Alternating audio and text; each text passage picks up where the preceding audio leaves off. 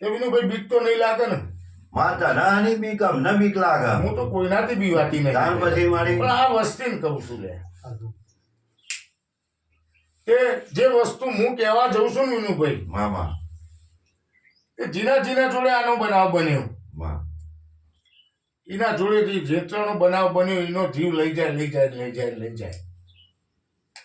આ ધણીના કહેવામાં એક છે કે ભાઈ મારા ઘર ઉપર કોકે કાવતરું કર્યું, આવું મનમાં ભરાઈ ગયું હોય. તમારા મનમાં બોલો, શંકા એવું આવે. એવું નહીં કદાચ બીજી રીતે કોઈ વળગાડ છે બીજું છે હા કોઈ કાવત કરી હોય એવું ના મારી એવું મગજ મગજમાં એવું પૂછવું હોવાનું છે કે કોઈએ કોઈ કર્યું એમ મારા ઉપર. પણ મારું દેવનું એક જ કહેવું છે વિનુભાઈ કે મારી કે કુદરતી કે આ જે પકડ્યું ને ભાઈ માં એ પકડ્યામાં મારા પ્રભુ એટલું કહેવાયું છે વિનુભાઈ કે આ તમારી દીકરીનો એકલો નહીં પણ કેટલો ના જીવ આ વસ્તુ લઈ ગઈ છે ભાઈ.